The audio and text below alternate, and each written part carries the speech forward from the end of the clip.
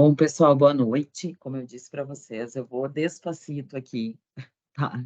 Para que eu possa conseguir ficar o maior espaço de tempo. Eu estou com uma alergia absurda, porque a gente está com uma reforma no trabalho, e acho que também ar-condicionado, troca de temperatura, enfim. Daí hoje de tarde estava tossindo que nem louca, chega, eu estava com dor de cabeça de tanto tossir. Mas ok, tá? O que que a gente vai fazer hoje? E tá ficando gravado, por isso que eu já vou começando, né? Até para que vocês também possam se organizar, tá?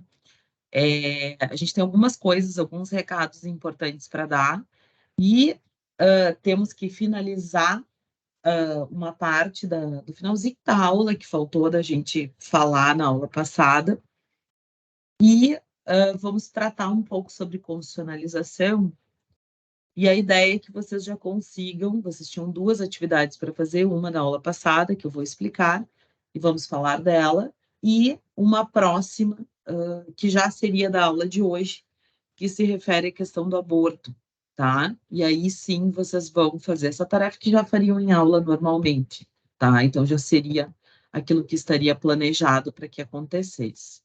Eu só quero compartilhar a telinha com vocês, porque, e aí fica bem fácil, porque daí aqui vocês conseguem enxergar, para explicar algumas coisas. Vocês vão lembrar que eu tinha comentado que no grau A nós iríamos ter um trabalho em grupo, né? Então, um trabalho que vai ter até 7 alunos, sendo que um ou dois representantes vão fazer a apresentação dos temas em aula presencial. E aí eu disse para vocês que é o tempo certo, né? Então hoje chegou este dia, eu já iria sinalizar aquilo que vocês vão tratar. Claro que como vocês vão ter um período mais longo, na aula que vem, quando a gente tratar sobre direitos da personalidade, vocês também vão conseguir já ter uma visão um pouco mais profunda, né? E organizar um pouco mais as ideias de vocês em relação ao trabalho, tá? Este fórumzinho que está aqui, deixa eu só tirar esse WhatsApp, senão vai ficar nos atrapalhando. Este fórumzinho que está aqui, está ali, ó, atenção, logo que abre, né? Abre a disciplina, aí colocamos ali a aulinha de hoje, que vai ficar no online, e vai ficar gravada, depois eu baixo e disponibilizo para vocês. E aí a gente tem os fóruns de escolha. O que que vocês vão fazer? Vocês vão se organizar, e aí isso é responsabilidade de vocês, tá? Não é a prof que fica organizando o grupo, enfim, como era lá no ensino médio, tá? Então, até porque vocês já são adultos e vocês mesmos vão ter as afinidades de vocês, enfim, tá?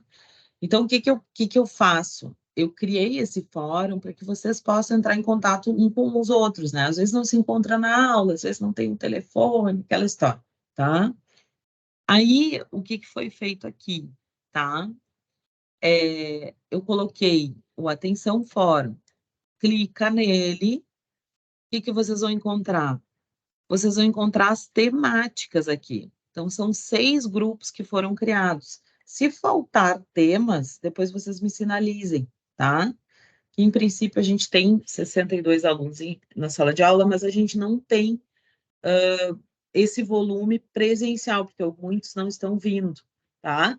Então, se faltar grupo, prof, ficou muito, ficou mais de 8, enfim, daí vocês me sinalizam por e-mail que a gente vai ajustando, tá? Não se preocupem, que não tem problema nenhum, a gente ajusta. Prof, para quando é o trabalho? Já começa a gritar, tem que me conter. É, para quando é o trabalho? A primeira data que a gente vai ter vai ser no dia 12 de setembro, tá? Então, os primeiros grupos, ou seja, o grupo 1 e o 2, talvez, vão apresentar lá no dia 12. Os outros vão apresentar na aula seguinte, e na aula seguinte ainda, se for necessário. Se não for necessário, a gente tem aula normal, tá? Então, quais são os grupos? O primeiro vai tratar sobre aborto. O segundo vai tratar sobre as diretivas antecipadas de vontade. O terceiro, sobre testamento vital.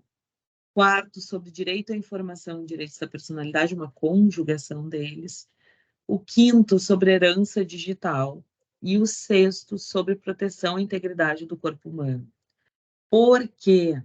Por que esses temas? Gente, Quando a gente for tratar sobre direitos da personalidade, ou seja, direitos da pessoa enquanto ser humano, vocês vão perceber que o Código Civil ele faz algumas cita e traz alguns regramentos sobre alguns tipos, algumas espécies de. Eu só vou ativar o mudo, pessoal. Daí, quando quiserem falar, podem levantar a mãozinha ou abrir e me interromper, tá? Não tem problema.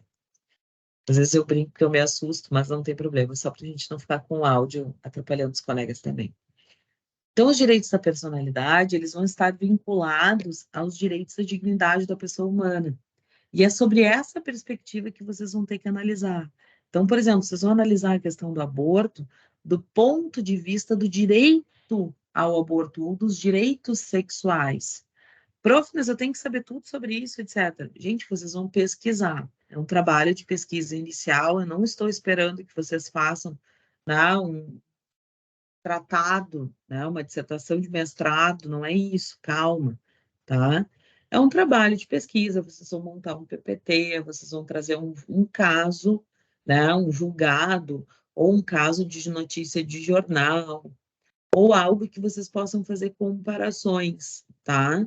Com o ordenamento jurídico de outros países, se quiserem, como o Brasil está tratando a temática, se existe legislação ou não existe, tá? Então, é isso que vocês vão fazer. E aí, que trabalho vocês vão entregar? Vocês vão fazer a apresentação em sala de aula, né? De acordo com o tema escolhido e na ordem que foi disposto aqui. E isso tudo está dito aqui, tá? Depois vocês releiam para que a gente também esteja com isso organizado. E aí, vocês vão postar o trabalho nesse linkzinho aqui. Quando? No dia da apresentação, tá? Em PDF, direitinho. São no mínimo 4 laudas. E vocês vão postar o trabalho aqui. Um por grupo, tá? Não precisa postar né? Aí todo mundo tem que postar. Nossa, tá uma loucura, eu nem sabia que tinha jogo. Se eu soubesse, não estava aqui. Mas, enfim, não precisa postar. Todos do grupo vão postar, etc. Não, gente, por quê? Porque eu vou corrigir por grupos, eu vou fazendo as minhas anotações, e aí eu sei que o grupo 1, por exemplo, sei lá, o seu Jorge escolheu, né? O grupo 1 junto com outros colegas, né? Então, eu já sei, eu vou anotar, vou colocar lá, e depois vai estar o nome dos colegas, né, nesse trabalho, em ordem alfabética de preferência, que daí me facilita a vida, e aí, com isso, eu consigo saber, olha, aquela apresentação foi boa, tinha um detalhe que faltou, ou tinha uma questão importante, etc. Tá? Então, isso vai fazer com que a gente consiga construir o nosso trabalho da melhor forma. E aí, vocês vão postar aqui para mim, né? Aqui não aparece nenhum postado, mas vai aparecer, né? Vocês vão clicar, vocês vão ter esse linkzinho aí dentro do Moodle de vocês, e vão postar para a prof na data da apresentação, para que eu possa fazer a avaliação, né? E fechar efetivamente o nosso grau A, tá? Então, não se preocupem, assim, mas eu preciso, né? Não, um trabalho bom, um trabalho de pesquisa, o grupo se une, busquem fontes abertas, podem usar a internet, podem usar materiais da minha biblioteca, né? Tem muita gente, por exemplo, que utiliza casos de notícias, né? Já utilizaram vídeos, enfim, né? Daí vai muito da criatividade de vocês também, de como vocês vão conseguir trabalhar essas temáticas. Então, a partir de hoje, se vocês já quiserem começar a fazer a escolha dos grupos, tudo certo para que vocês tenham um tempo também de se organizar, né? E um tempo também para que vocês possam se reunir, enfim, dividir tarefas, nada, isso também fica dentro da organização de vocês, tá? Só preciso que depois vocês coloquem, ó, fechei o grupo, coloco lá no fórum, daí a prof sabe quem é o grupo que vai apresentar, tá? E de qualquer forma, eu preciso que os nomes estejam no trabalho para que a gente se organize, tá bem? Dúvidas? Eu sei que também algumas dúvidas vão surgir ao longo da realização do trabalho, isso é bem normal. Podem me procurar, podem perguntar, isso faz parte, tá? É, mas quero sinalizar para vocês assim que ao longo dos semestres a gente tem tido trabalhos muito bons, e eu tenho certeza que nessa turma não será diferente, tá? A gente também tem colegas excelentes aqui, e é uma turma muito boa, e dá gosto de dar aula para vocês, né? Então, isso facilita também muito o processo, tá bom? Dito isso, gente, nós vamos concluir aquilo que a gente falou de aula 1, que era aquela questão da Lei de Introdução às Normas de Direito Brasileiro, tá? E aí, depois disso, a gente vai ingressar na questão da constitucionalização e a gente vai mobilizar um pouquinho mais vocês nessa nossa conversa de hoje, tá? Só vou abrir aqui a Lindbe para que a gente possa tê-la aberta e para que a gente possa compartilhar também, e vou compartilhar o PPT com vocês, tá bom? Gabriel, tudo bem? Não se preocupem, tá, gente? Quem não puder, hoje eu não vou fazer chamada, tá? Mas se puderem ficar, ótimo, tá? Porque é bem importante vocês assistirem. Senão a aula vai estar gravada. Ao final da aula hoje, eu consigo baixar, eu passo para o YouTube, às vezes demora um pouquinho, mas em seguida vocês já recebem, tá? O linkzinho eu coloco ali no Moodle, vocês conseguem acessar e assistir depois também, não tem problema, tá? Obrigada, viu, Gabriel? Gabriel é o nome do meu filho 02 aqui, minha figura, nome bonito. Muito bem, tá? Gente, então, a gente estava concluindo a questão da Lei de Introdução às Normas de Direito Brasileiro na última aula, tá? Que é a nossa chamada aula 1. E, se eu não me engano, e acho que não me enganei, falamos disso, ficou faltando nós falarmos sobre a questão do conflito das leis no tempo, tá? Então, ficou faltando nós falarmos sobre o conflito das leis no tempo. Vou compartilhar a telinha aqui com vocês. Vocês certamente já conseguem enxergar aqui o PPT aí em aula, tá? O que acontece, gente? O que é importante aqui? Qual a regra que a gente vai ter, né? Via de regra, as leis vão ser elaboradas para valer no futuro, né? Então, a legislação, ela vai ter como foco a questão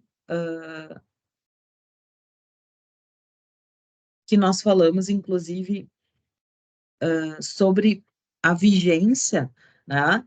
E nós dissemos que a regra geral, a vigência, ela vai ser sempre dali para frente.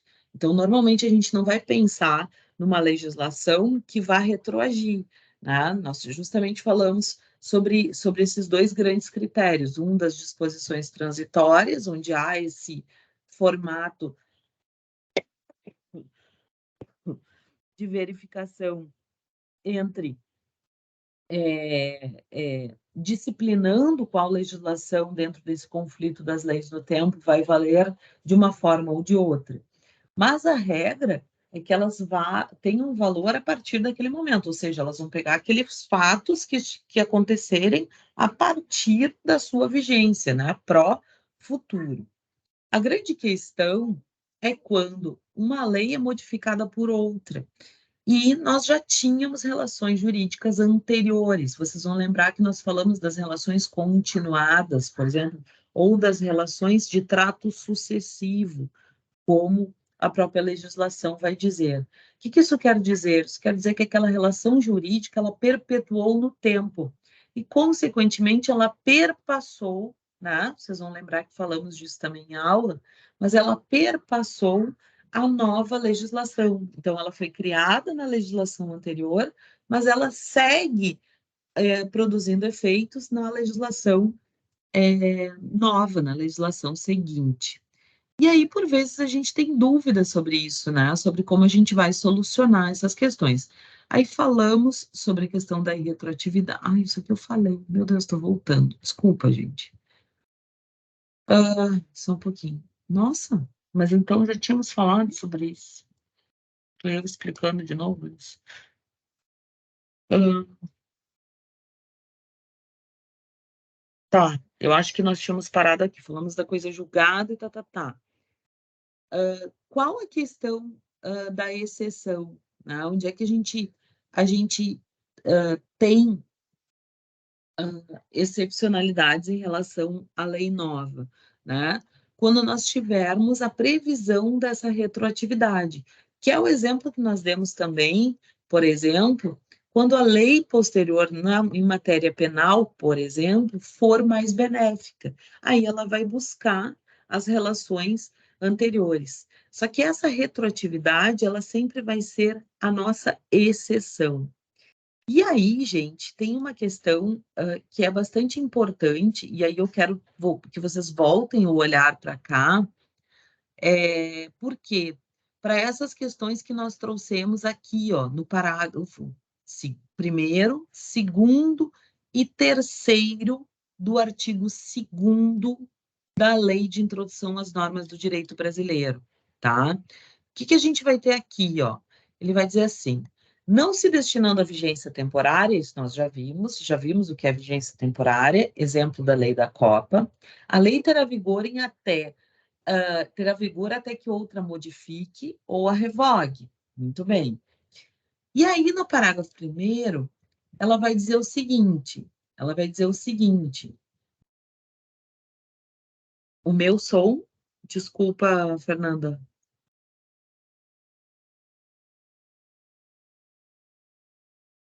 o meu, depois só me diz, o meu som está muito alto, isso, daí vocês podem baixar aí no próprio computador. Tá baixo ou alto? Nossa,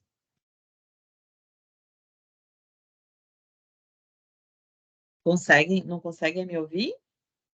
Isso? Tá, tá. Edom, se tu eventualmente, deixa eu só ajeitar aqui, pode ser alguma coisa. É que quando tu te afasta para te escorar para trás, baixa o som. Agora tá bom. Ouviu?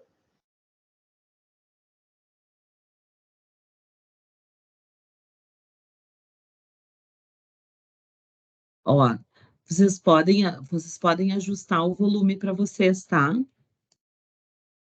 Edom, por favor, tá bem? Tá um pouco melhor, se conseguir ajustar. Tá, perfeito, Machado.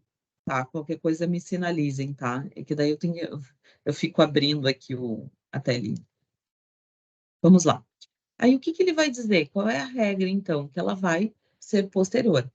Mas aí tem 3 hipóteses que nós falamos a partir do parágrafo 1º, que é quando a lei o declare, fale isso de forma expressa, quando a lei for incompatível ou quando ela regule toda a matéria anterior. Os parágrafo 2º, ele vai dizer o seguinte: a lei nova que estabeleça disposições gerais ou especiais a par das já existentes não revoga nem modifica a lei anterior.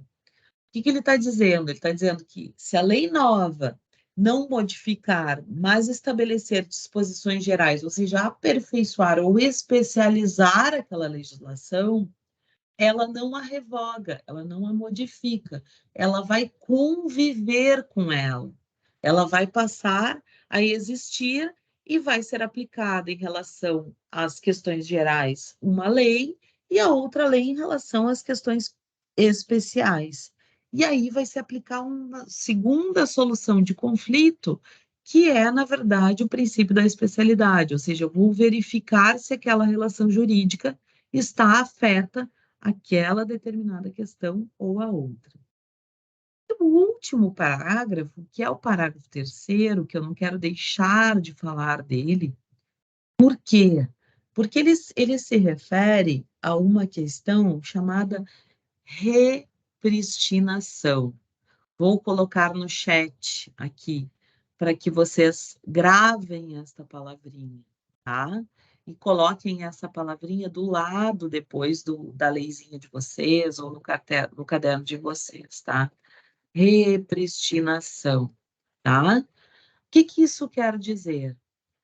Quando existe a repristinação, isso significa dizer que se eu tinha uma lei A que vigia, E esta lei A foi revogada por uma lei B, olha a linha do tempo, tá?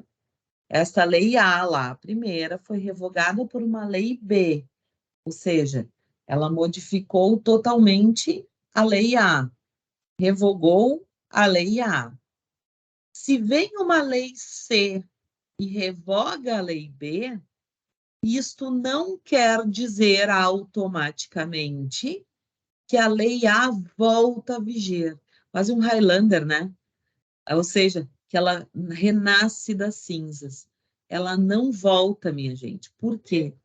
Porque no Brasil nós só temos repristinação, ou seja, nós só fazemos a lei anteriormente revogada se restaurar quando a lei disser isto, quando a lei for clara e expressa e disser isto, tá? Então, no Brasil não existe repristinação automática. Para que haja essa restauração dessa lei anterior, nós precisamos que a lei diga isso, tá? Então, qual a regra? O que está descrito aqui no parágrafo 3º? Salvo disposição em contrário, a lei revogada, a leizinha A lá, que foi revogada, não se restaura por ter a lei revogadora perdido a sua vigência. O que se tem que fazer? Uma nova legislação. Não há uma restauração se a própria lei não disser isto. Tá bem? Muito bem. E aí a gente volta para o nosso último ponto, que se refere à questão da eficácia da lei no espaço. Tá? Qual a aplicabilidade, gente? Qual é a grande questão que vai se colocar do ponto de vista da visão da lei de introdução ao Código? Desculpa, da lei de introdução a, a, as normas do direito brasileiro. A legislação que vai se aplicar é justamente a questão da territorialidade. Então, regra geral, nós vamos aplicar as normas brasileiras dentro do território nacional, dentro do território efetivamente tido como território onde há soberania. Isso vocês vão ver com mais detalhamento quando vocês trabalharem, por exemplo, ciência política. Não sei se nesse semestre vocês já têm isso, mas quando vocês trabalharem ciência política, vocês vão aprender que nós vamos ter efetivamente uma delimitação do território brasileiro através das suas fronteiras, ou seja, área terrestre, e há, do ponto de vista internacional, também uma previsão. Deixa eu fechar o áudio aqui. Os colegas não estão acostumados ainda a entrar e fechar. Obrigada, acho que fecharam. Quando nós tivermos uma previsão do seu território e mais o que a legislação chama de mar territorial. Então, esse espaço vai ser tido como território brasileiro do qual se exerce a soberania. Ou seja, é como, do ponto de vista internacional, o Estado brasileiro é visto. Né? Então, o Estado brasileiro vai estar dentro dessas fronteiras e dentro da sua territorialidade. Só que o Brasil, ele vai admitir o que a gente chama de territorialidade moderada, ou seja, ele vai dizer que em determinadas situações previstas ali pelo artigo 7º, e a gente não vai esmiuçar o artigo 7º, porque vocês vão ver isso em direito internacional privado e alguma coisa em direito internacional público, inclusive a disciplina que eu leciono nas quintas-feiras, mas vocês vão ver isso pensando numa ideia de aplicação da lei brasileira fora do território brasileiro, tá? E aí, efetivamente, vocês vão ter esta chamada extraterritorialidade, que é, na verdade, a caracterização do que a gente chama de territorialidade moderada. Por quê? via de regra, nós aplicamos dentro do território nacional, mas existem situações em que a lei brasileira também pode ser aplicada para fatos, né, e para pessoas que estejam fora do território brasileiro, tá? Para definir como se verifica e como se pensam essas questões, a gente vai usar dois grandes critérios. Um deles, o critério da nacionalidade, ou seja, se trata de um nacional, de um brasileiro, e o segundo critério, que é justamente o critério do domicílio. Ai, alguém está com o áudio aberto ainda. Gente, é só porque atrapalha um pouquinho aqui os colegas, daí se conseguirem só desativar. Obrigada, desativei, tá? Conseguirem deixar assim, obrigada, tá? O domicílio, gente, nada mais é do que o local onde a pessoa pode ser encontrada, tá? Então, a definição de domicílio e a ideia de domicílio, ela vai passar por uma ideia de se regulamentar a localização, ou seja, o endereço, aquela endereço de referência desse indivíduo. E a regra, e vocês vão ver isso durante todo, né, o curso de vocês, é que o domicílio ele vai ser a grande referência para se pensar, né, nesse critério de territorialidade e de extraterritorialidade, seja do ponto de vista do direito interno, seja do ponto de vista do direito externo, ou seja, do direito estrangeiro, né, da aplicação extraterritorial da lei brasileira. E quem vai nos dizer isso é o artigo 7º. O artigo 7º ele diz assim: a lei do país em que domiciliada a pessoa determina as regras sobre o começo e o fim da personalidade, sobre o seu nome, sobre a capacidade e sobre os direitos de família, tá? Então, a visão que vocês precisam ter nesse momento é essa, de que nós aplicamos a territorialidade moderada e de que, em determinadas situações, nós vamos ter efetivamente a aplicação da lei brasileira fora do território brasileiro, tá? Por isso, territorialidade moderada, ok? Gente, finalizamos então a nossa aula 1, tá? Vocês tinham uma atividade para ser feita, tinham, né? Uma atividade para ser feita ainda da aula passada, que nós tínhamos que corrigir, não é isso? Tínhamos lá essa aqui corrigida. Só eu e o questionário. Cadê o questionário? Só um pouquinho, deixa eu ver.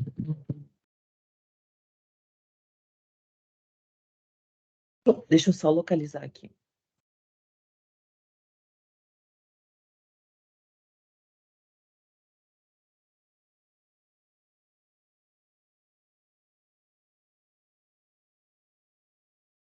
Esse aqui. Esse aqui, eu achei que era outra atividade. Essa aqui, tá? Que é o questionário que vocês tinham que responder, tá? Aí, eu vou corrigir já aqui com vocês, até para a gente revisar um pouquinho do que a gente viu até aqui. Pode ser? E aí, depois a gente já entra na nossa próxima temática da aula. Bem? Muito bem. Então, vamos lá. O que diz aqui? As leis são divididas em 3 grandes partes, a saber, a preliminar, a normativa e a final, que são as disposições gerais. Verdadeiro, né, gente? Vimos isso na Lei Complementar 95, né? Vocês lembram disso, né? A Lei Complementar que rege a estruturação das normas. Então, verdadeira a nossa questão aqui. Depois, os cidadãos somente estão obrigados a respeitar as leis que são do seu conhecimento. Lembram que na aula passada nós falamos sobre isso? Quando nós tratamos do artigo 3º da Lei de Introdução às Normas do Direito Brasileiro. E nesse artigo 3º, nós vamos lembrar do princípio da obrigatoriedade da lei, que a gente não vai esquecer nunca mais. Então, é falso, por quê? Porque as pessoas, aqueles que estão sob a tutela de um determinado estado, e não é diferente no estado brasileiro, elas não podem se excusar, dizer que não conhecem a lei. Justamente pelo contrário, isso é pressuposto do que a gente chama de completude da lei. Vocês vão lembrar disso, né? Completude do ordenamento jurídico, tá? Então, falso. Depois, como regra, as leis entram em vigor na data da sua publicação. Publicação horrível. Tá errado, né, gente? Por quê? Porque quando nós falamos na vigência, a regra é que nós tenhamos as férias da lei, a regra é que nós tenhamos os 45 dias. Vai entrar em vigor na data da sua publicação, quando nós tivermos efetivamente uma determinação legal, uma disposição legal, tá? Inclusive para viger a partir da data da sua publicação, tá? Depois, a lei posterior sempre revoga a anterior. Não, né, gente? Ela vai revogar quando ela modificar expressamente, quando ela for incompatível ou quando ela regular a matéria de forma absolutamente diferente. Se ela não o fizer, ela não revoga, porque já vimos, inclusive, pelo parágrafo segundo, né, que a lei nova que estabelecer disposições gerais ou especiais que estejam de acordo com a legislação já existente, ela vai acrescentar, ela vai conviver junto com a lei anterior. Então, não há sempre uma revogação, tá? Posso, sobre o. Só me especifica melhor, Vanessa.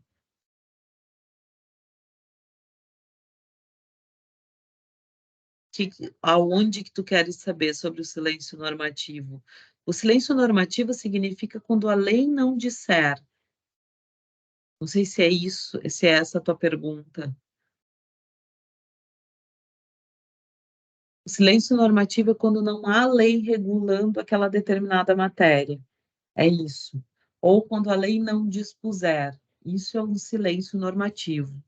Eu não sei se é essa a tua pergunta, se é em relação a isso. Tá? É, Depois, os princípios gerais do direito prevalecem sobre a lei, por serem normas de hierarquia superior. Não, né, gente? Não existe, isso aqui é super importante, tá? Não existe uma hierarquia entre regras e princípios. Existe uma hierarquia do ponto de vista de estruturação de fundamentos dentro do ordenamento, que vimos Constituição, vimos lei e exercício do poder regulamentar. Mas nós não temos uma hierarquia entre regras e princípios. Não quero dizer que a regra é escrita e o princípio é mais amplo, ou tem uma densidade normativa maior, que ele vai ter uma hierarquia superior.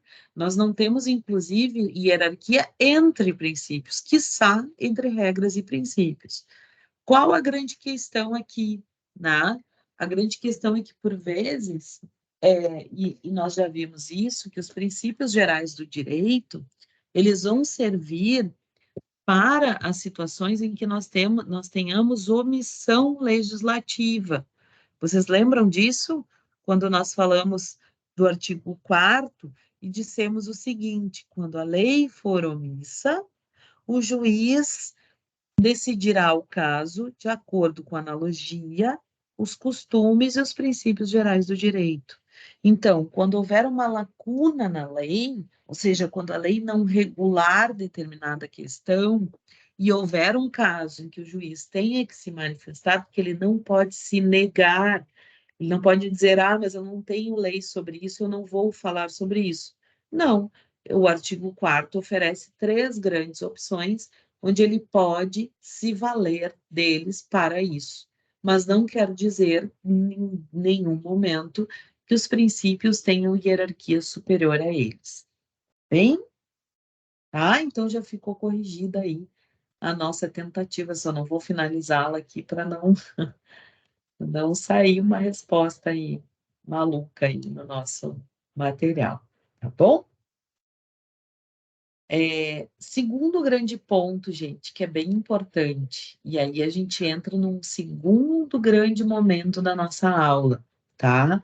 Que é, na verdade, avançando já na nossa disciplina, e é onde nós vamos falar um pouquinho sobre constitucionalização do direito civil, tá?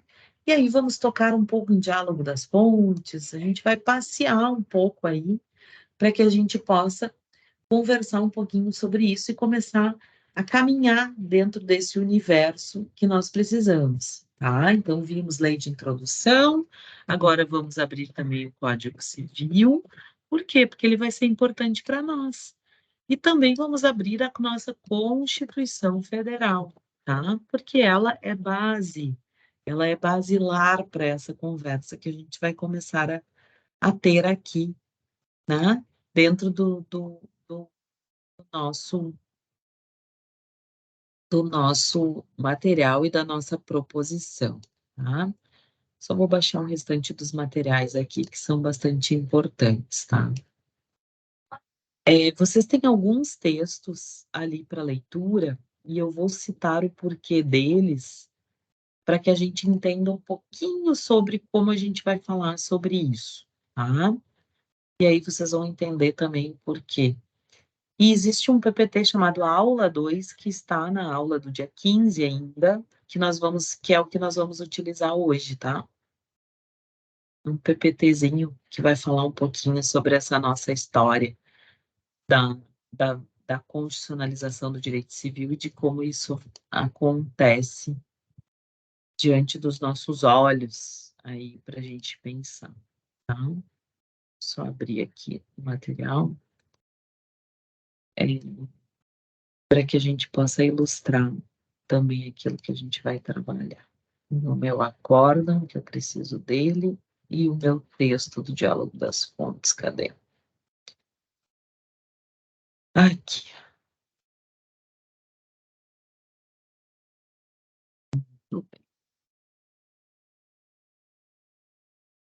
Para isso, gente, e para a gente iniciar a nossa conversa sobre constitucionalização, o que a gente vai fazer? Qual é a primeira tarefa que a gente vai ter aqui, tá?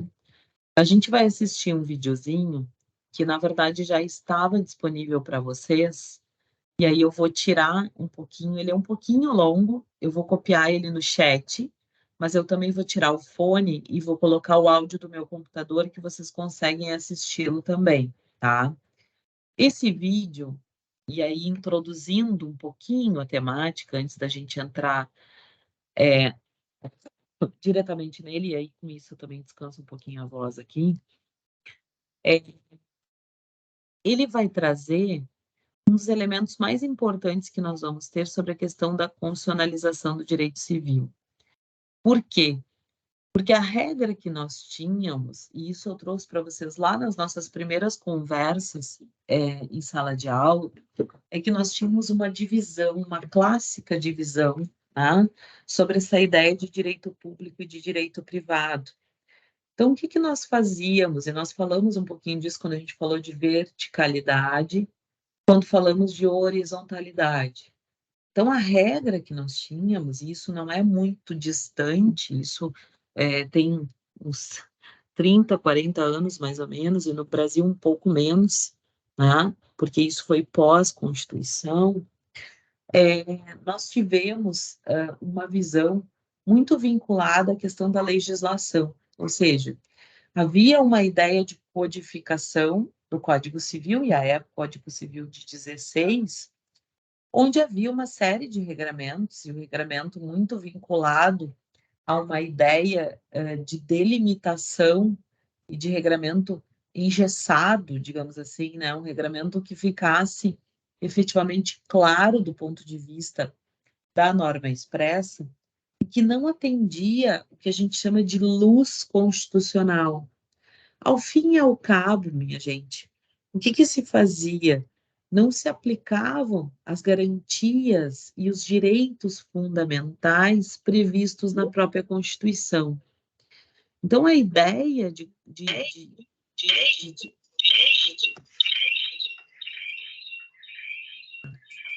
Pode desligar o áudio aqui do colega.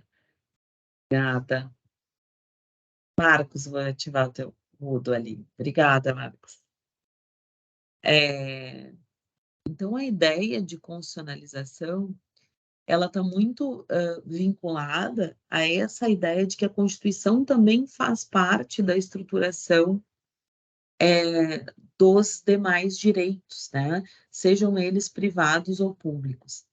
E isso faz com que a gente repense também essa perspectiva, né, de simplesmente se pensar nos direitos como direitos expressos. E não muito longe, gente, como eu disse, né, isso não estava muito longe de nós, porque, na verdade, nós não tínhamos esse olhar de cotejamento, né, essa ideia de que o constitucionalismo ele também tem um olhar e também incide luz, inclusive nas relações horizontais, onde há uma perspectiva de autonomia, né? Onde as pessoas são tidas como autônomas, onde elas podem fazer tudo aquilo que a lei não proíbe.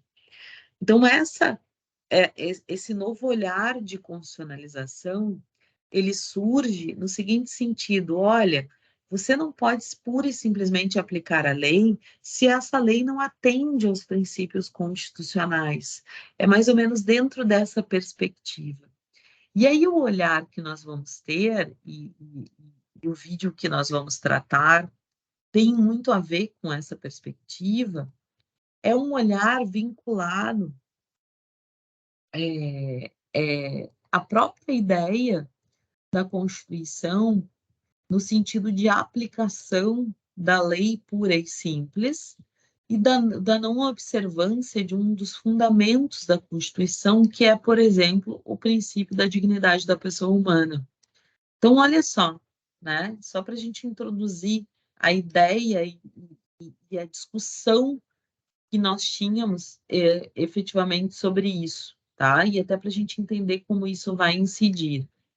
O que se fazia? Se pegava a norma jurídica, se olhava para a norma jurídica e se aplicava a norma jurídica tal qual ela estivesse descrita, ela estivesse expressa, sem se olhar, sem se pensar, sem se cotejar da ideia e das disposições constitucionais, tá?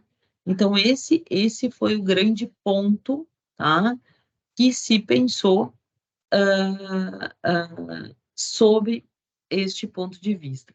Na discussão que nós vamos trazer, por exemplo, tem duas grandes discussões lá para a gente pensar. Uma delas se refere à questão do reconhecimento da união homoafetiva, tá?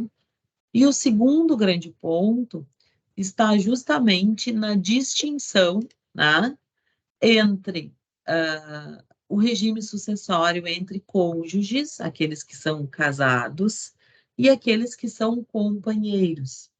Então, havia, né, a previsão do artigo 1790 do Código, e vocês vão ver isso ao tempo, né, em que forem verificar, por exemplo, o direito de família, vocês vão ver, né, que havia uma distinção efetiva sobre isso. Então, olha lá, ó, só para a gente. Opa, deixa eu só. Não sei o que estão colocando. O que dizia o artigo 1790, regulando as questões sucessórias? Eles diziam que a companheira ou companheiro participará da sucessão do outro quanto aos bens adquiridos onerosamente na vigência da união estável, nas seguintes condições: se concorrer com filhos comuns, terá direito a uma cota equivalente à que a lei for atribuída ao filho. Se concorrer com descendentes, só do autor da herança tocará-lhe a metade do que couber a cada um deles. Ou seja, era diferente do cônjuge. Por quê? Porque o cônjuge, aquele que era casado, ele tinha direito à meação. ou seja, metade dos bens, 50% do patrimônio. Isso foi discutido em um acordo, tá? Isso foi discutido em um acordo na esfera judicial, através de um recurso extraordinário, que é um dos exemplos, não é para a gente pensar no exemplo, mas para a gente entender a ideia de constitucionalização. E aí, o que eles disseram? Direito constitucional e direito civil, recurso extraordinário, inconstitucionalidade da distinção do regime sucessório entre cônjuges e companheiros.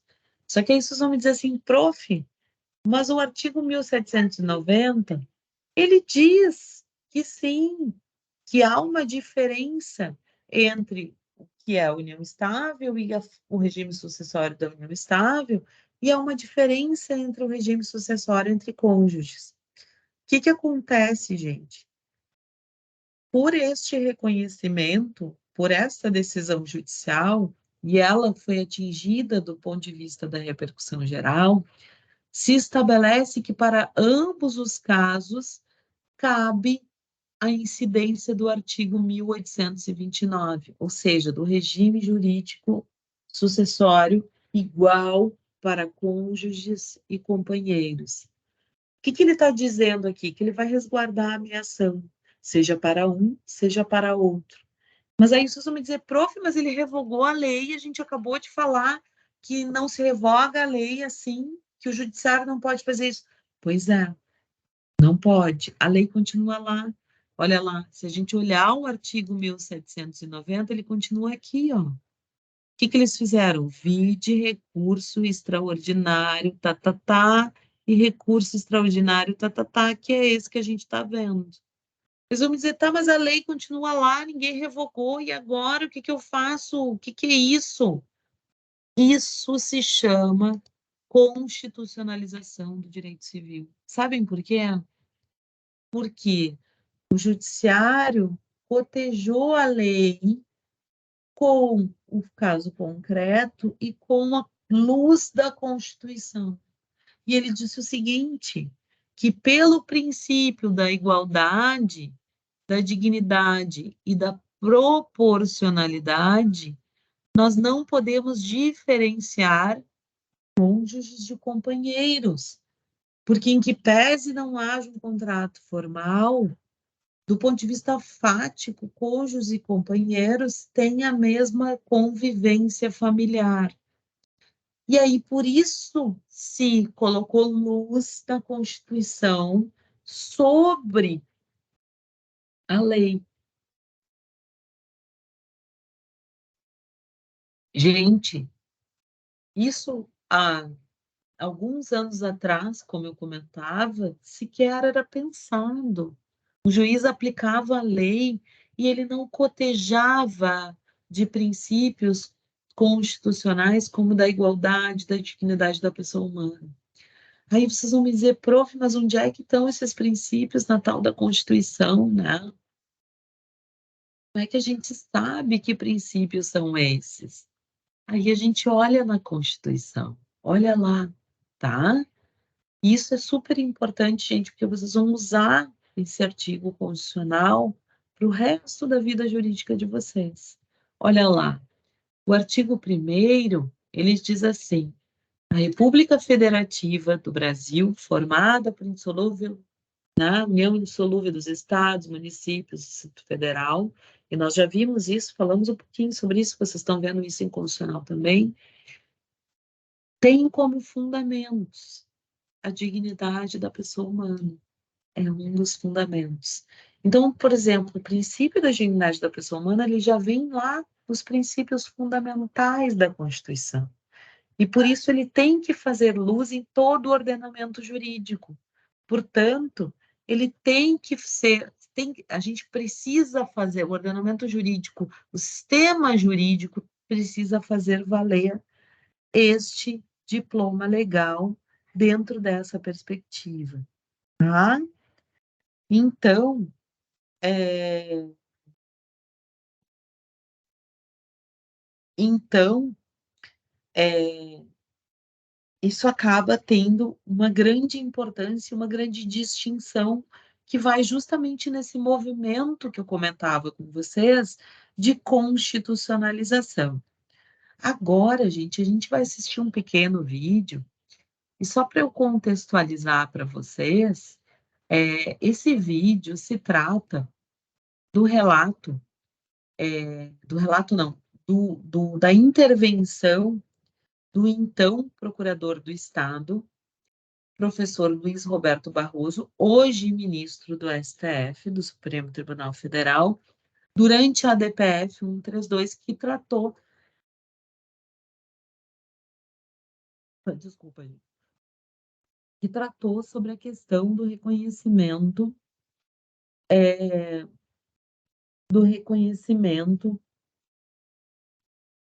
da união homoafetiva, tá? E aí eu preciso e gostaria que vocês prestassem muita atenção na fala dele, porque ele justamente vai fazer a defesa trazendo esses fundamentos constitucionais para aplicação dentro do direito civil, que é o processo de constitucionalização. E aí eu quero que vocês lembrem, e isso eu preciso que vocês lembrem para o resto da vida jurídica de vocês, que o processo de constitucionalização foi uma amplificação, né? Foi uma amplificação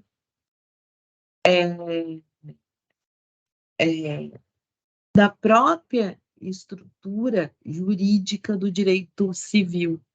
Então, não foi o contrário, não foi uma forma de engessar o direito civil. Ao contrário, foi uma forma de ampliar os horizontes, tá? Então, é nessa perspectiva. Vou colocar aqui para vocês, e vou colocar o link também do YouTube, se vocês preferirem assistir de forma desconectada. Bem? Um minuto só, que daí eu compartilho o áudio do meu computador aqui, ok?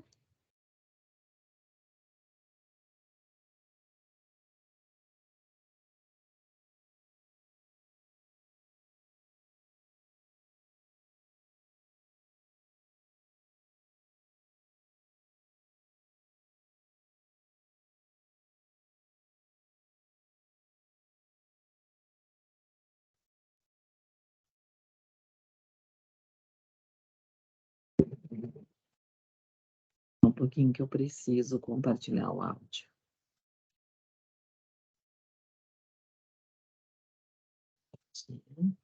Ok, vou aumentar aqui. Janela falará professor requerente governador do Estado, Rio de Janeiro, falará o professor Luiz Roberto Barroso.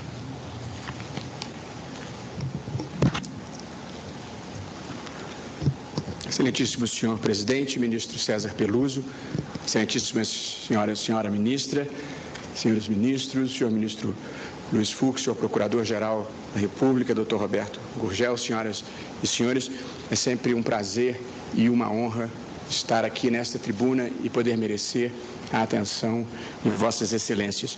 Eu espero estar inspirado e à altura da importância desse momento para milhões de pessoas pelo Brasil afora. Senhores ministros, o que vale a vida são os nossos afetos. O amor e a busca pela felicidade estão no centro dos principais sistemas filosóficos e no centro das principais religiões. O amor a Deus, para quem acredita, o amor incondicional dos pais pelos filhos, o amor dos filhos pelos pais, o amor ao próximo, que é esta bênção representada pela fraternidade, o amor próprio que nos dá paz e segurança no curso da vida, mas não o amor narcísico, que é o amor que se basta a si próprio. E por fim, e por mais importante, o amor apaixonado, que é o amor de um homem por uma mulher, ou de uma mulher por um homem, ou de uma pessoa por uma pessoa. A vida boa é feita dos nossos afetos, a vida boa é feita dos prazeres legítimos, a vida boa é feita do direito de procurar a própria felicidade. De modo que o que se pede aqui, em primeiro lugar, que este tribunal declare na tarde de hoje, é que qualquer maneira de amar vale a pena. E pronuncie a consequência natural dessa constatação. Ninguém deve ser diminuído nessa vida pelos afetos e por compartilhar os seus afetos com quem escolher. O amor homossexual é vítima de preconceito ao longo dos séculos. E eu cito aqui 3 exemplos emblemáticos. Em 1521, as ordenações manuelinas previam que os homossexuais deveriam ser condenados à morte na fogueira, ter os seus bens confiscados e 2 gerações seguintes da família deles seriam infames. Outro exemplo, em 1876, Oscar Wilde escreve um poema belíssimo chamado O Amor que Não Ousa Dizer o Seu Nome, em que confessa a sua paixão homossexual. Oscar Wilde foi condenado a 2 anos de prisão e a trabalhos forçados em razão desta poesia e da sua orientação sexual. E um terceiro exemplo, na década de 70, um soldado americano condecorado na Guerra do Vietnã assume a sua homossexualidade e é sumariamente desligado das Forças Armadas e produz uma frase antológica: por matar 2 homens, recebi uma medalha. Por amar outro, fui expulso das Forças Armadas. Essa é, senhor presidente e senhores ministros, a história de um preconceito que vem ao longo dos séculos. Mas a história da civilização é a história da superação dos preconceitos. E a cada momento histórico as pessoas têm de escolher de que lado vão ficar da história. Se vão avançar o processo social e incluir todos, ou se vão parar o processo social e cultivar o preconceito. De modo que é possível decidir essa questão olhando para trás, onde se avistam milhões de judeus que foram massacrados em campos de concentração, milhões de negros que foram transportados à força em navios negreiros, mulheres que atravessaram os séculos oprimidas moral e fisicamente pelas sociedades patriarcais, deficientes que foram sacrificados, índios que foram dizimados. Em cada fase da vida, em cada fase da história, existe sempre uma racionalização para justificar o preconceito. Mas é possível também julgar esta matéria olhando para frente e não para trás, olhando para a criação de um mundo melhor, de uma sociedade mais justa, de um tempo de fraternidade, de um tempo de delicadeza, um tempo em que todo amor possa ousar dizer o seu nome. E, portanto, senhor presidente, senhores ministros, esta é uma tarde de gala para esse tribunal, porque ela representa a possibilidade de uma virada histórica de superação de um preconceito, e o mundo nos contempla ansiosos com a decisão que será proferida por este tribunal. Passo aos fundamentos jurídicos do pedido do senhor governador do estado do Rio de Janeiro, não sem ressaltar o corajoso pedido do governador do estado do Rio de Janeiro, que se dispôs a propor esta ação quando nenhum dos legitimados àquela altura havia ainda se habilitado, correndo todos os riscos políticos de um agente eletivo para defender uma tese que é uma tese de defesa das minorias. Mas certamente sabia o governador, como na frase feliz do Amir Klink, na vida, o maior naufrágio é não partir. E, portanto, Sua Excelência ousadamente propôs esta ação que se fundamenta nas seguintes visões de mundo que compartilho com Vossas Excelências. A primeira, a homossexualidade é um fato da vida, é uma circunstância pessoal, é um destino.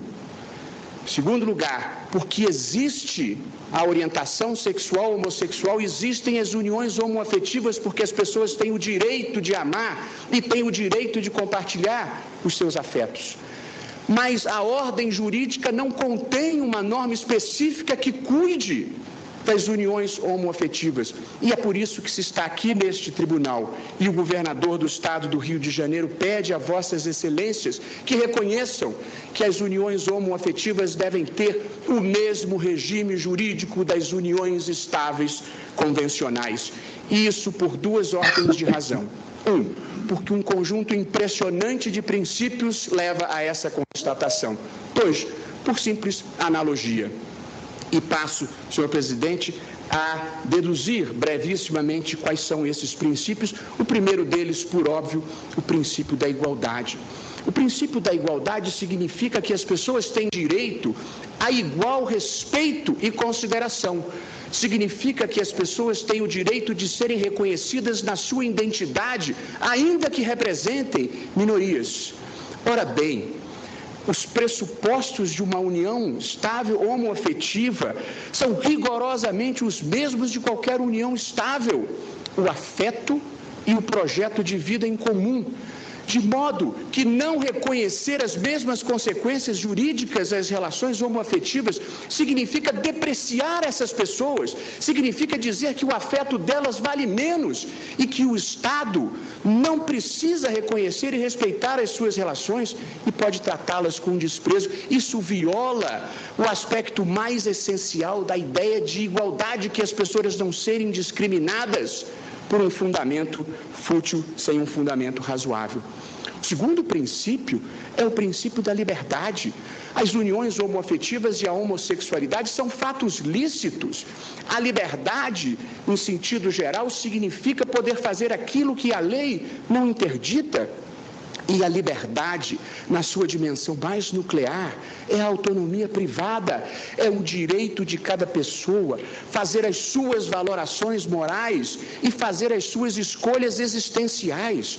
O Estado não tem o direito de interditar um direito fundamental de uma pessoa de escolher, uma pessoa maior e capaz, duas pessoas maiores e capazes escolherem onde vão colocar o seu afeto e o caminho que querem percorrer para a sua própria felicidade. E o terceiro princípio é o princípio da dignidade da pessoa humana, já lembrado pelo Dr. Gurgel, e que na sua expressão mínima, compartilhada pelo mundo, significa que ninguém nesse mundo deve ser tratado como meio para a realização dos projetos alheios. As pessoas devem ser tratadas como fins em si mesmas e, consequentemente, impedir uma pessoa de colocar o seu afeto e a sua sexualidade onde está o seu desejo é o mesmo que aprisionar-lhe a alma, é instrumentalizá-la ao projeto dos outros, às metas coletivas, é impedir esta pessoa de existir na plenitude da sua liberdade de ser, querer e de pensar. Viola a dignidade da pessoa humana, impedir que ela coloque os seus afetos onde tem o seu desejo e seja respeitada por isso. Há outros princípios, como o da segurança jurídica, mas eu preciso ir adiante para dizer que, ainda que não fosse pela aplicação direta desses princípios, dever-se aplicar o mesmo regime da união estável à união homoafetiva por simples analogia. Não há norma expressa na Constituição, não há norma expressa na legislação ordinária, portanto, há uma lacuna normativa. A jurisprudência, então, tem oscilado.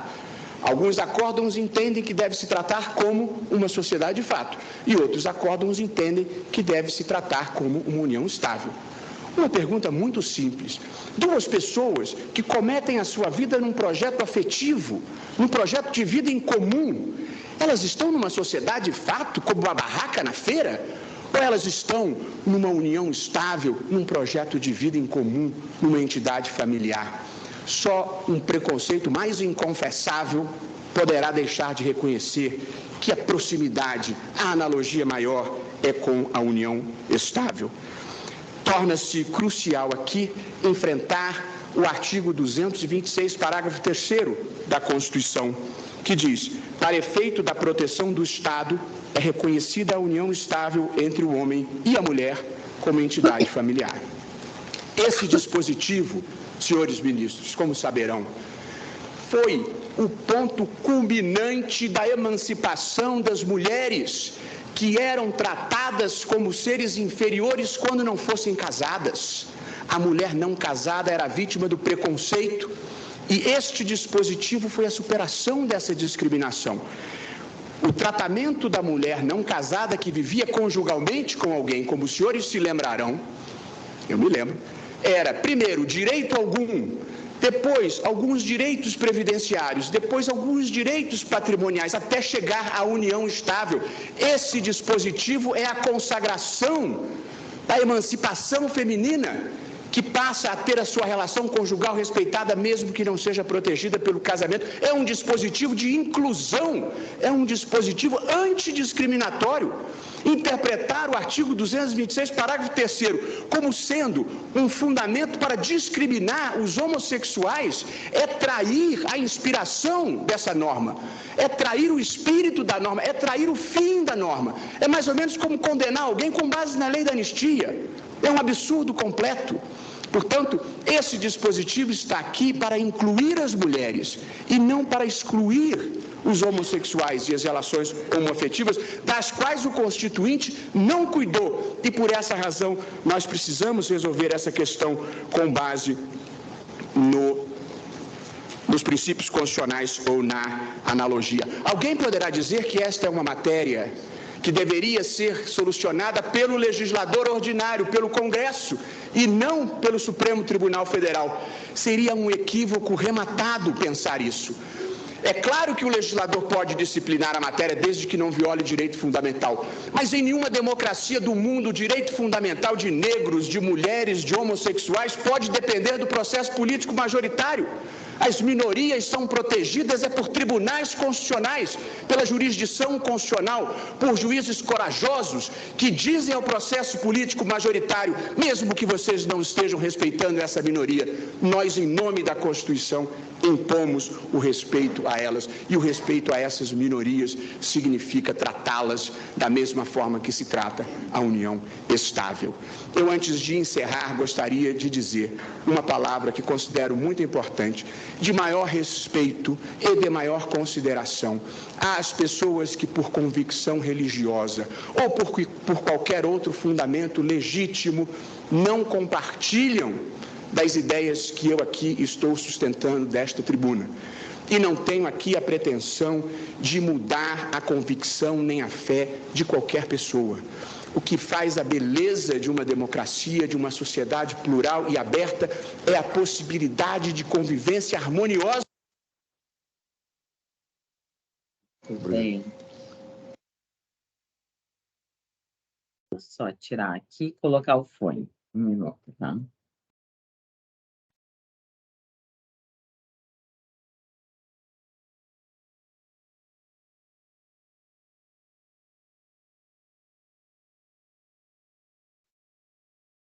Um minuto, tá, gente?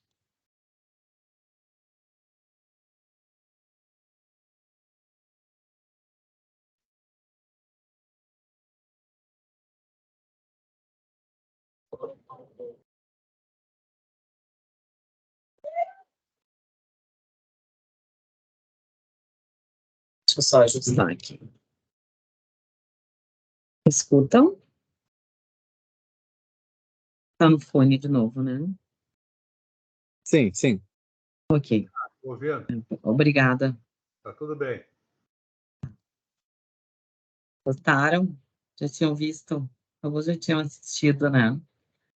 Duas coisas, duas não, né? Tantas coisas interessantes que ele traz aqui, tá? Mas algumas delas para a gente pensar juntos. Não sei se vocês perceberam, mas creio que sim, né? Uma delas tratando justamente da questão da principiologia que eu comentava, né? Então ele traz o princípio da igualdade, o princípio da proporcionalidade, especialmente o fundamento da Constituição do ponto de vista da dignidade da pessoa humana. E o que ele ataca, né, gente? Vamos lá. Né? Nós tínhamos o artigo 1723, que diz justamente isso aqui, ó. De novo, né? Regra expressa, ele diz assim, é reconhecido, o Código Civil, é reconhecida como entidade familiar, e a própria Constituição também dizia, a união estável entre o homem e a mulher, ou seja, regra posta. Se nós estivéssemos antes desse movimento de constitucionalização do direito civil, a gente jamais pensaria em cotejar essa questão, tá, sem uma alteração legislativa, que é o que ele traz. E aí ele diz assim, olha, desde quando, na ordem jurídica, nós precisamos esperar o Congresso Nacional para aplicar direitos fundamentais e para defender a dignidade da pessoa humana. Só que essa inversão, gente, né, essa inversão do ponto de vista jurídico levou anos, né, para ser pensada, para ser construída, né? Você pensar em não aplicar uma norma diretamente posta, né, e sim, já te dou a palavra, Jorge, e sim aplicar a principiologia para trazer uma nova ideia para essa proposição, isso levou muito tempo, né, para se pensar nessa construção. Por quê? Porque quando se olhava para o direito civil, se olhava para ele numa perspectiva muito mais vinculada a uma ideia de autonomia, e, portanto, se olhava num sentido de necessidade de codificação e de determinação em relação às relações privadas. É como se a gente dissesse assim, olha, no direito privado, nós temos a autonomia para contratar, para poder ter relações jurídicas, mas quando a norma disser ou trouxer uma determinada restrição, ela deve ser seguida porque ela é uma norma cogente, ela é uma norma de ordem pública, que nós vimos lá no início. Isso quer dizer que aquela norma ela está posta e ela não poderia ser cotejada com princípios ou com direitos fundamentais. Sequer se pensava nisso, gente, do ponto de vista das sentenças. Jorge, eu vou te dar a palavra rapidamente, não sei se é uma pergunta, é só para não perder o raciocínio aqui. Por favor. Não, deixa, a gente vê a senhora depois. Obrigado. Tá bem. Então, o que acontece, gente? Qual é a perspectiva, né? Se passa a olhar, e a visão trazida pelo Barroso, e à época sequer era ministro do STF, à época ele era um jurista e fazia parte da estruturação da PGE, né, da Procuradoria do Estado do Rio de Janeiro, foi no seguinte sentido, olha direito, né? E ele fala isso.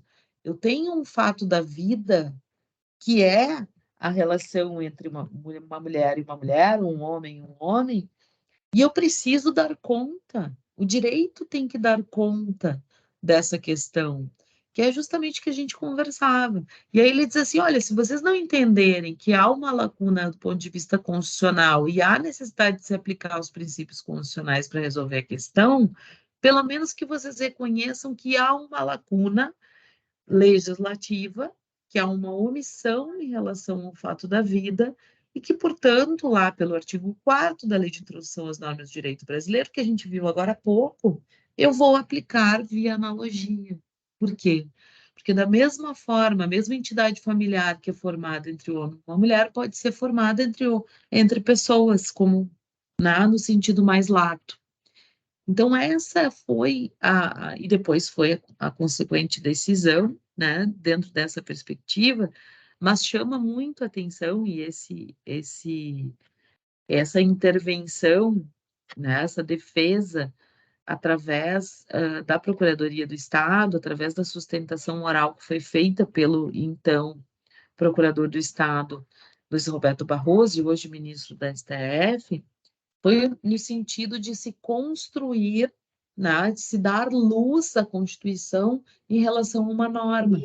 Só que a norma não mudou. Se vocês olharem, a norma segue igual aqui. Aí só me dizer, bah, professora, mas e aí? Como é que a gente faz? Como é que a gente admite isso? Como é que a gente pensa isso?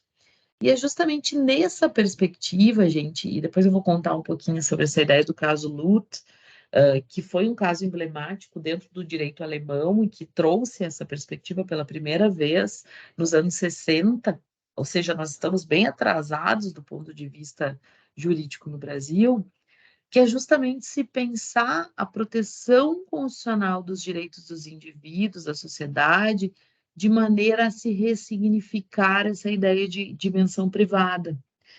É quase como se pensar o seguinte, olha, pouco me importa as relações, né? O que se pensava antes? Pouco me importa as relações privadas, eles que se decidam, eles que resolvam. E se a norma propuser assim, é assim que vai se pensar. Aqui não. Aqui se começa-se a entender que estas relações horizontais que nós vimos lá nos nossos primeiros dias de aula, cuja base se refere à autonomia, cuja base se refere a uma relação entre particulares, ela passa também a ter que ser tensionada pela própria Constituição. Isso quer dizer que há necessidade de uma harmonização entre as fontes, que é o que nós vamos chamar, e tem um textinho para vocês lerem hoje, e é uma das atividades que a gente vai propor hoje. Então, nós não vamos fazer aquela atividade do aborto que estaria prevista para o dia 22, nós vamos fazer isso na aula que vem, mas eu vou pedir que vocês façam 2 leituras hoje, que são essas referências sobre cláusulas gerais sobre o diálogo das fontes, mas calmem que ainda vamos trabalhar em aula isso. Por quê? Porque ele vai dizer o seguinte, olha, eu não faço a leitura do direito pura e simplesmente por uma lei. E a própria lei de introdução diz isso, que as leis podem coexistir. E mais, as leis ou as fontes normativas, seja a Constituição, seja a lei comum, elas têm que coexistir, elas têm que dialogar, elas têm que se complementar. Então, é nessa perspectiva que eles começam a pensar o seguinte, opa, só um pouquinho. Não é porque a lei ela é expressa em determinada questão que ela não pode ser enfrentada do ponto de vista constitucional. Não é porque ela regula diretamente questões horizontais que ela não pode ser cotejada com princípios constitucionais, inclusive com direitos fundamentais. Então, essa é uma mudança, uma mudança é uma viragem, gente, que a gente vai começar a pensar. Por quê? Porque justamente a gente acaba tendo uma inversão, né, e uma mistura, de certa forma, daquilo que era tido como direito privado e daquilo que era tido como direito público. Porque antes, o que a gente fazia? A gente dividia isso de maneira expressa. Bom, isso é direito privado, isso é direito público. Aqui eu aplico a Constituição, os regramentos, etc. Aqui não, aqui basta o direito civil. E aí a gente começa a recapitular esses pressupostos, né? Porque a gente começa a dizer assim, olha, e Paulo Lobo nos dizia, né, que nenhum outro ramo do direito era mais distante da Constituição do que o privado. Por quê?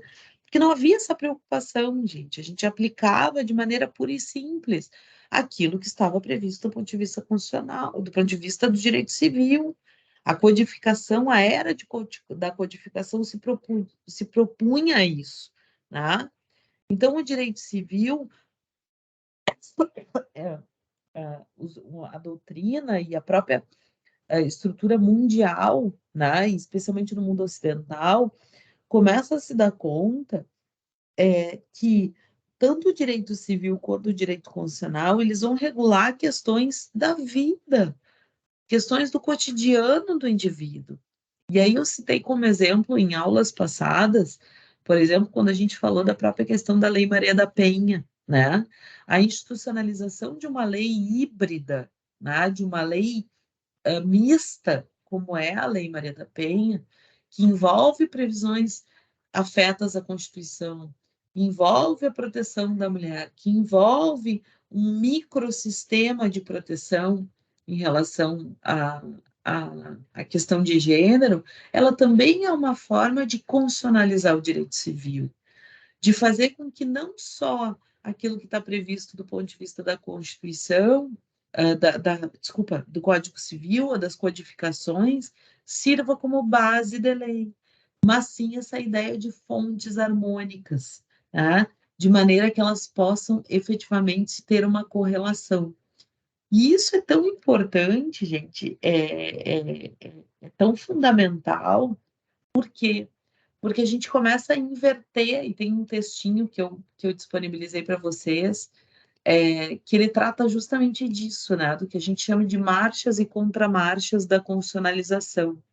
Esse texto é do professor Gustavo Tepedino, e claro que ele fala sobre esse movimento, né, e aí no sentido de marcha da constitucionalização, mas ele também traz as críticas que hoje nós já fazemos em relação a esse sistema, né, que é a questão da ampla judicialização da política, da intervenção, por vezes, do próprio Supremo Tribunal Federal, etc. Isso é uma discussão e nós vamos fazer ao tempo certo essa discussão, né? Mas, preliminarmente, o que eu preciso que vocês pensem?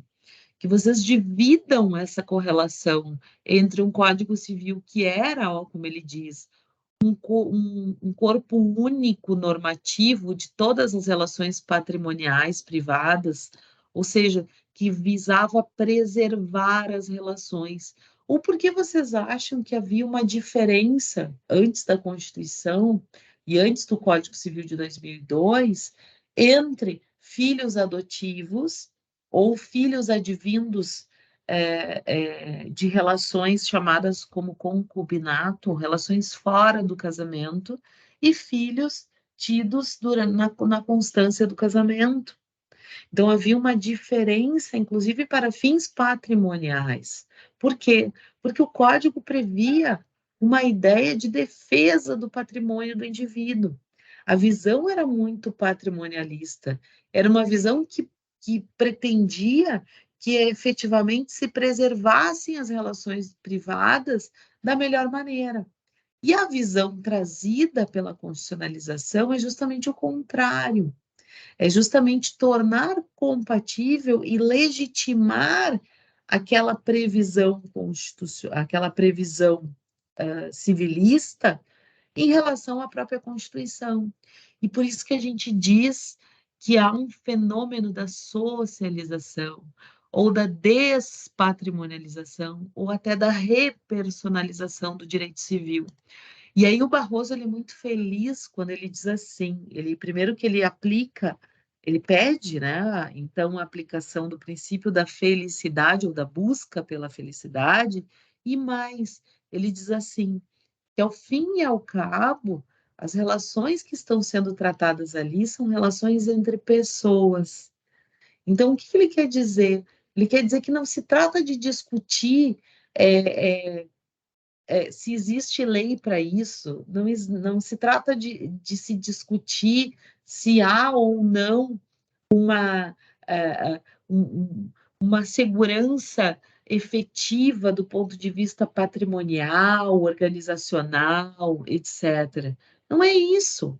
Não é simplesmente por isso que ele fala, porque antes se dizia que a união estável, a união homoafetiva era apenas uma sociedade de fato, ou seja, ela existia só para fins patrimoniais, né? Ela não tinha uma correlação efetiva do ponto de vista das demais relações privadas, tá? Dos demais efeitos que essa relação privada poderia ter. E aí ele diz o seguinte, olha, ao fim e ao cabo, se trata de uma relação entre pessoas, e, portanto, o princípio da dignidade da pessoa humana ele tem que ter um valor maior, ele tem que estar para além das relações pura e simplesmente patrimoniais. Por quê?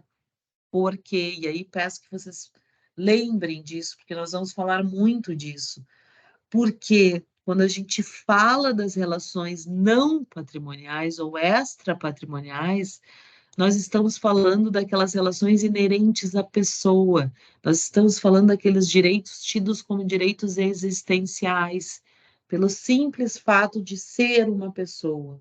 Querem exemplos? E vocês vão trabalhar isso nos trabalhos de direito da personalidade, gente. O direito ao nome, né? O direito à honra, o direito à imagem, o direito ao reconhecimento perante a sociedade. Então, tudo isso passa a ter um valor para além das questões patrimoniais, para além do problema de se solver as questões patrimoniais em uma união que não havia sido prevista de maneira expressa pelo Código Civil. Não, tem. Vai ser melhor para ele, porque eu não vou vir todos os dias aqui, eu não vou assistir todos os dias. Oi? Promoção. Acho que alguém está com áudio aberto por aí. Deixa eu ver. Obrigada, gente. Então, é nessa perspectiva, tá? Já vou te mostrar as leituras ali, Jorge.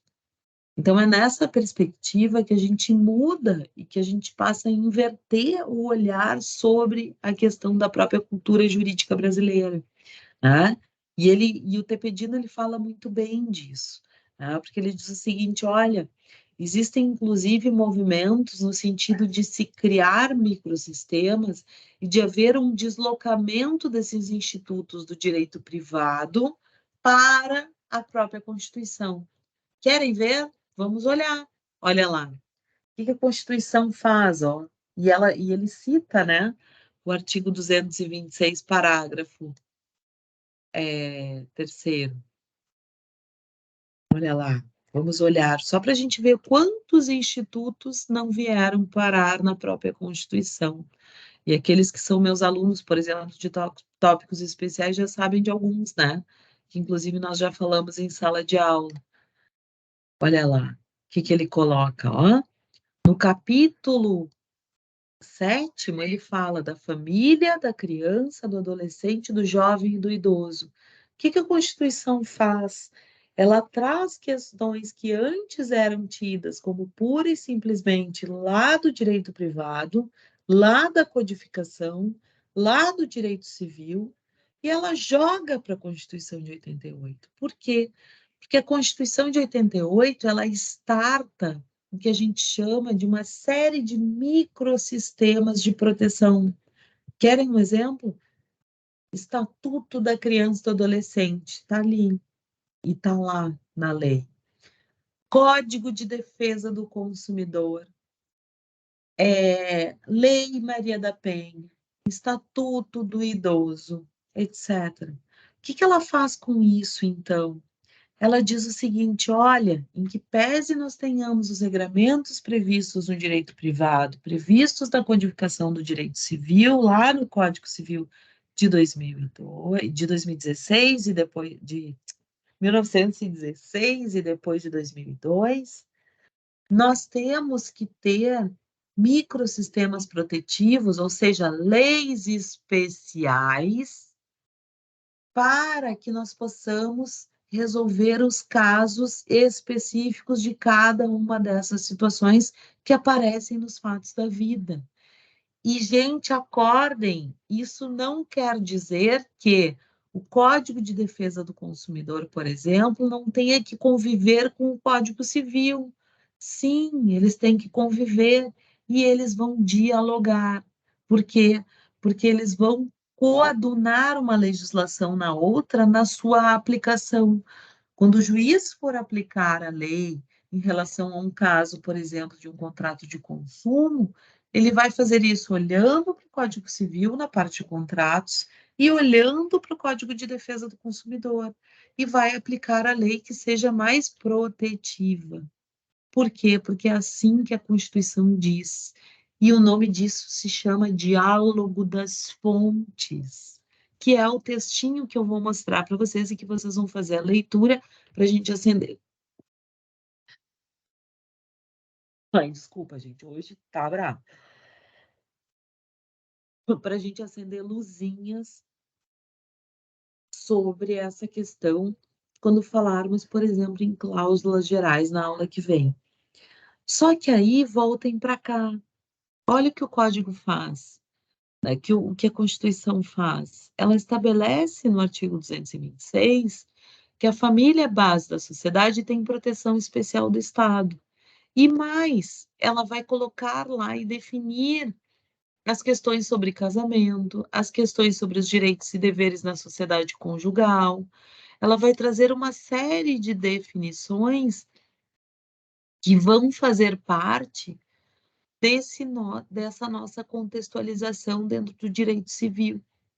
Então, o que a Constituição faz? Ela traz para si, efetivamente, tá?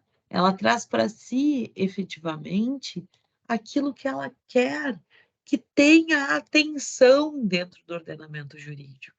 Tá? Por quê? Porque ela precisa estabelecer esse sistema protetivo. Ela é uma Constituição democrática e a tendência é que ela faça esse processo. Então, toda vez, e os meus alunos de amanhã, por exemplo, nós vamos trabalhar a questão do Estatuto do Idoso.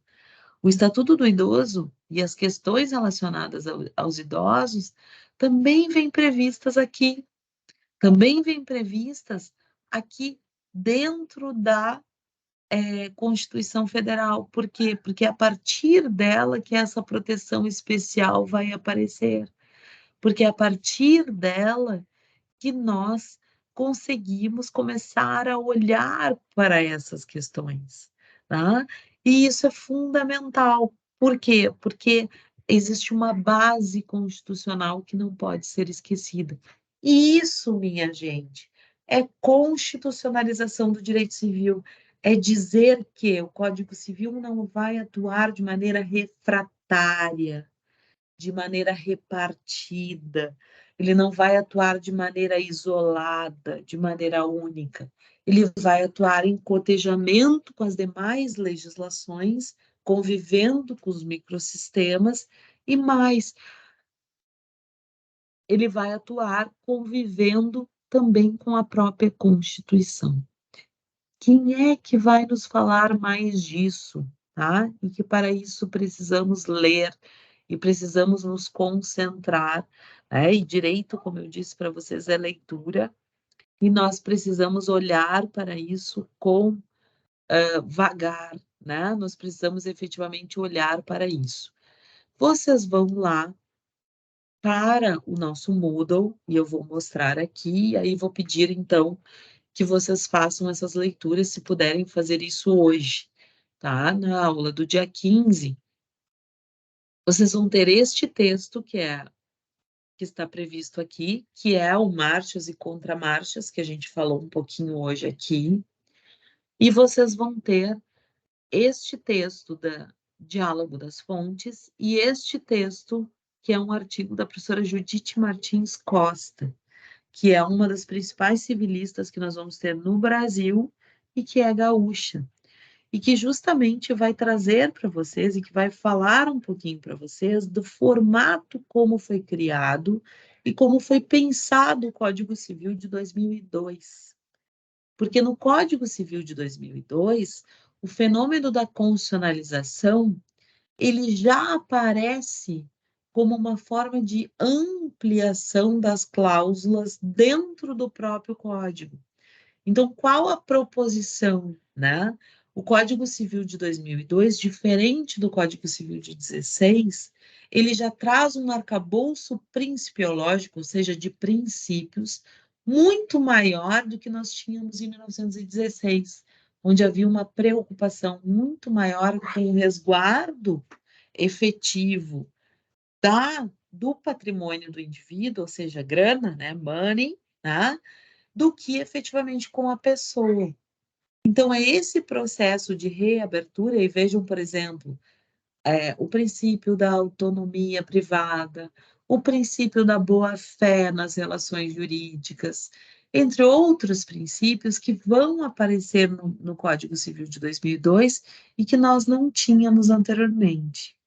Então, qual a tarefa, gente? O que a gente tem que fazer hoje? Tá? O que eu vou pedir que vocês façam hoje? Tá?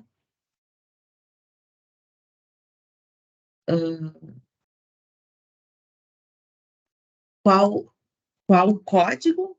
Código Civil de 2000 desculpa, eu falo 2016, desculpa, gente, é 1916. Código Civil de 1916, tá? Ok? Isso, tá? 1916. Então, essa inovação, né, trazendo a questão das cláusulas gerais, ela vai fazer com que a gente tenha uma amplitude normativa dentro da própria estruturação do Código Civil de 2002, proporcionando que se tenha a incidência da constitucionalização e mais, proporcionando e harmonizando essa ideia de diálogo das fontes entre, por exemplo, Código de Defesa do Consumidor e Direito Civil, Estatuto da Criança e do Adolescente e Código Civil. Tá? Então, esse cotejamento entre eles. Então, vocês têm 3 textos para ler. Na aula que vem, nós vamos olhar este acórdão do STJ, vamos falar um pouquinho sobre alguns exemplos de cláusulas gerais, para cotejar com a leitura que vocês fizeram, e vamos iniciar efetivamente falando sobre a questão dos direitos da personalidade, tá? E aí vocês vão ter efetivamente o trabalho que está previsto aqui. Então, por favor, não façam ainda o trabalho sobre aborto, até para que a gente possa conversar um pouquinho sobre isso, tá? E aí nós fazemos tudo isso na aula que vem, com vagar, né? Para que vocês possam olhar aqui essa questão que é bem importante sobre como a gente enfrenta a questão do aborto dentro da questão dos direitos da personalidade, tá bem? Então, tema de casa, de preferência, se puderem fazer hoje, tá?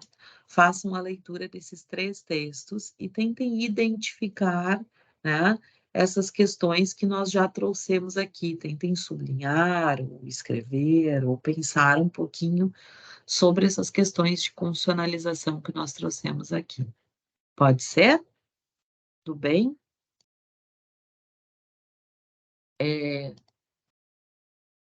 Gente, eu vou pedir, então, que vocês iniciem isso, tá? Estamos liberados aqui, vou baixar a aula, e aí já posto ali para os colegas que eventualmente não conseguiram assistir, tá?